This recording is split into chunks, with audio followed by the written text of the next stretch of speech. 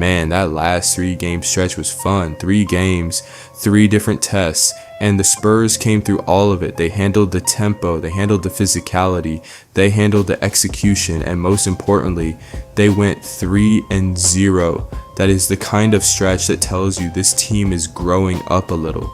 Because it was not just about winning games, it was about surviving different kinds of pressure and still finding ways to execute. But now we turn the page, because if that last stretch tested their endurance, this next one tests their environment. Take a look at where San Antonio is sitting right now. The season-long schedule curve has been a ride. You can see the spikes, you can see the dips, and right now the Spurs are stepping back into another demanding pocket of the season. March is still one of the heavier months on the calendar. The road has generally been tougher than home all year, and even though San Antonio still holds a slightly easier remaining path than Oklahoma City overall, the margin is small enough that there is no room to relax, because the Spurs are not walking into one type of matchup. They're walking into Houston, then Boston, then Denver. 3 opponents above league average, 3 different identities, 3 different kinds of pressure. Houston tests your force, Boston tests your structure, Denver tests your composure. So this is not just another preview. This is a look at the environment San Antonio has to survive next. And if the last stretch was about proving they could endure, this one is about proving they can adapt again. Now let's zoom out. Houston is force. They attack the paint, they crash the glass, they bring pressure, they make the game feel physical. So against Houston, the question is simple. Can the Spurs match that force without losing control? Boston is structure. They are clean. They are balanced. They space the floor. And they punish mistakes. So against Boston, it becomes a disciplined game. Can the Spurs stay organized for 48 minutes? And then there's Denver. Denver is composure. They do not rush. They read the floor. They execute. And when you make mistakes, they make you pay. So against Denver, it becomes a thinking game. Can the Spurs stay sharp when the game slows down? 3 teams, 3 different problems, and 3 more chances to see what the Spurs team is really made of. Now, when you look at Houston through the play type lens, the identity gets even clearer. Houston is an offensive rebounding pressure team. They do not just want 1 shot, they want 2, sometimes 3. They want to wear you down on the glass, extend possessions, and turn physicality into points. That is what makes them dangerous. But here's where the matchup gets interesting. Because San Antonio can punch back in the exact same area, the Spurs are also elite generating offense from offensive rebounds. So this is not just about who crashes harder, it is about who controls the second chance battle. And that matters, because when 2 physical teams both have that trait, the game can swing on effort plays, box outs, and who stays disciplined after the first miss. And once you get past that, the next swing area is transition. Houston wants the game to get loose, fast, chaotic, physical, but the Spurs are actually built to resist that better than people think. So against Houston, the first question is not just who scores better in the half court, it is who wins the mess. Now, Boston is a perimeter pressure team.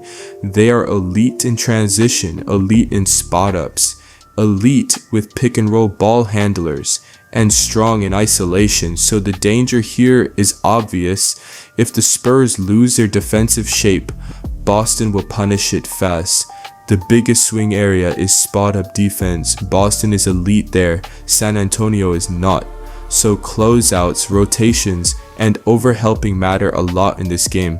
Now on the other side, the Spurs' clearest answer is movement, cuts, handoffs, off-ball timing. That is where San Antonio can punch back.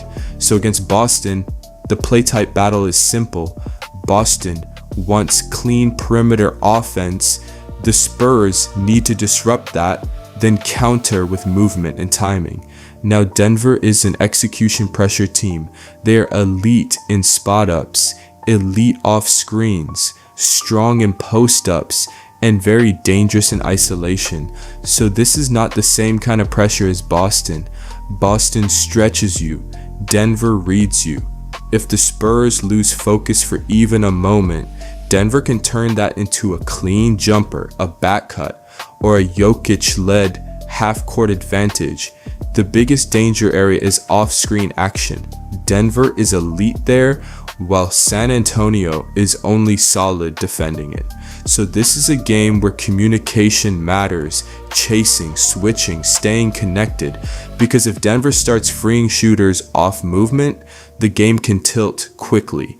Then there is isolation. Denver's very strong there too, and the Spurs are much more vulnerable in that area. So late clock defense matters because Denver has the shot making to punish broken possessions.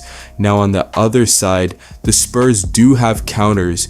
Pick and roll ball handler defense is one. San Antonio is strong there, while Denver is much weaker defending it. Cuts are another. The Spurs are elite there, and Denver is not elite stopping that action. So against Denver, the path is not random. It is pressure, their weaker perimeter defense, make them guard movement, and do not let their execution settle in.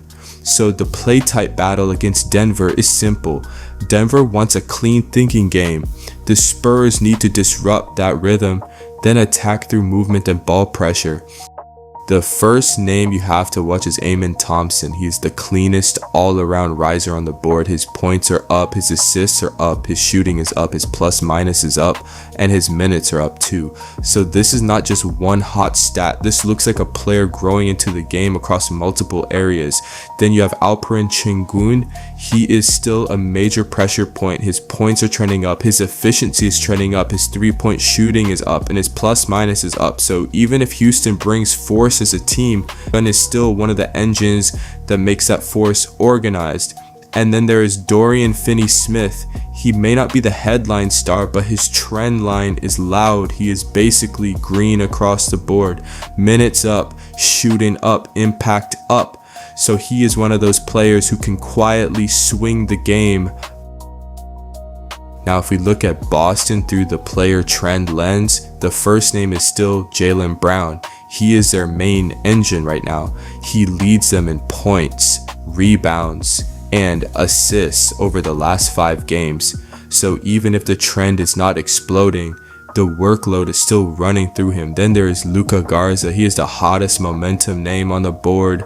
Points up, efficiency up, 3-point shooting up, plus minus up, minutes up. That is one of the strongest recent trend lines on the team.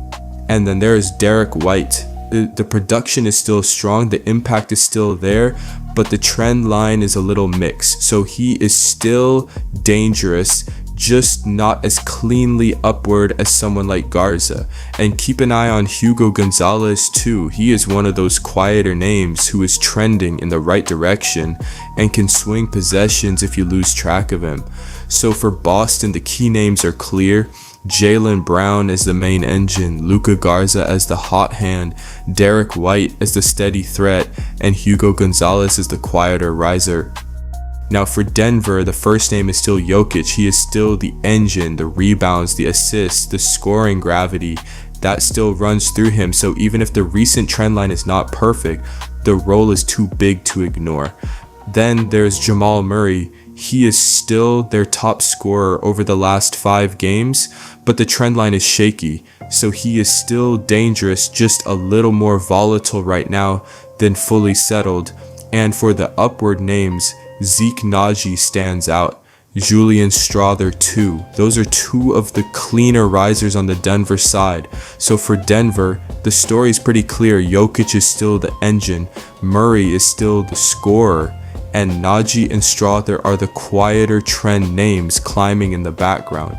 So if you strip it all down, the action points are clear. Against Houston, fight for every miss, because if the rebound battle slips, the whole game starts tilting toward their kind of chaos. Against Boston, guard the airspace, because that is what they are hunting. One late closeout, one bad rotation, one clean look, and suddenly the game starts moving on their terms.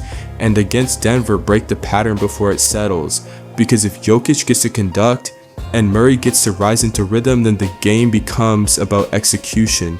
And that is where Denver becomes dangerous. So this next stretch is not asking for one answer. It is so if you strip it all down, the action points are clear. Against Houston, fight for every miss, because if the rebound battle slips, the whole game starts tilting toward their kind of chaos. Against Boston, guard the airspace, because that is what they are hunting. One late closeout, one bad rotation, one clean look, and suddenly the game starts moving on their terms. And against Denver, break the pattern before it settles, because if Jokic gets to conduct and Murray gets to rise into rhythm, then the game becomes about execution. And that is where Denver becomes dangerous. So this next stretch is not asking for one answer. It is asking for three. Match Houston's force, survive Boston's spacing, disrupt Denver's control. That is the gauntlet. And now we get to see what the Spurs team is really made of. But what do you guys think? What's your prediction? Drop your comments below. And until then, stay curious.